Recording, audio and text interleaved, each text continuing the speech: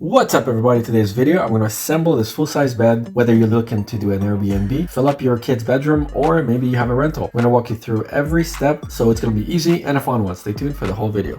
We've got our slats. This is solid wood, very important if you're doing Airbnb, solid wood. Then this is our tufting. It's a nice gray, not obviously tufting is tufting, it's just a little material over wood.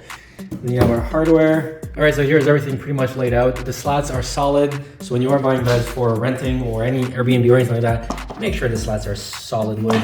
It's also gonna be very much more difficult to get the screws in, so you definitely want to have like drill with a bit, and so you can screw these in. This is to the felt part, the headrest. Make sure you look for proper metal pieces like this. Again, solid wood. These are the pieces. They're all labeled. You have the manual right there. Also look for things like this. Now this is like a polycarbonate type of ABS, that plasticky thing. So this is not wood, and this is good because this will last a lot longer. And then these things, these are going to be in the center supports.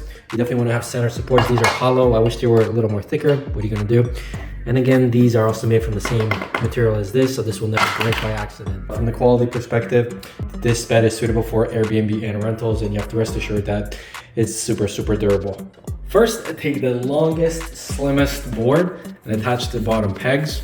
You just screw them in, nothing else is required.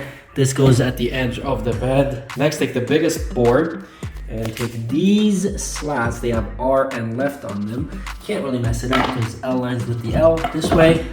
Then we take this, which is 3/4. All these are labeled as well, 2, 3, 4. So we get the 3 with a 4, and then we just screw this in this way. Now, I would urge you to take a screwdriver and get a bolt. So it's just much faster for you to assemble this. Next up, take these ones, the ones with these little hooks. There's 2 for each side.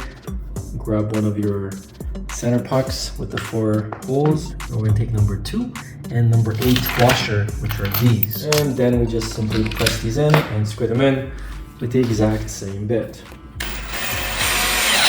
Flip your backboard around and put in these thick, bold, these are number 1s, so get them at about halfway.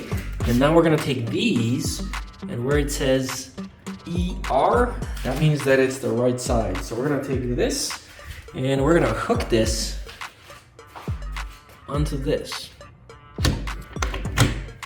These are provided Allen key to tighten it down. Once those are up, it's time to do the bottom side. So again, screws on each of the sides, and then hook this end on both of the screws, and then tighten that up as well as that side. So for the center supports, you grab this tier with the end there, and then this T, you put a screw on the top, then you do it on the opposite side again.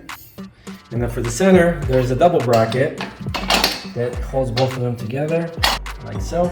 Take the number 3 screws, place one here, and then you're gonna take these, and these you screw at the very bottom here, like what I did here. This is just to adjust it if your floor is uneven, and you put all 3 on here. All right, next, line this up and make sure that these here are aligned, and then screw in 2 screws right here.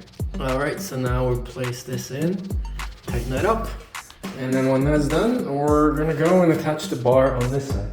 Now on this side, we're gonna take this piece of wood with 2 screws in the center, and then we're going to essentially attach this side here, and then we're gonna tighten that screw into there. If you have a certain size of bed, you may need to flip these around, meaning that if this is your right, you may need to flip it to the left. The whole point is that this piece of wood needs to have a hole right there, so you can screw number 3 screw in, because this is going to hold the support for the other slats, right? So you have these 2 supports for this, and then you need to have that extra screw on the inside there and right over there, right? So that's how you screw this in.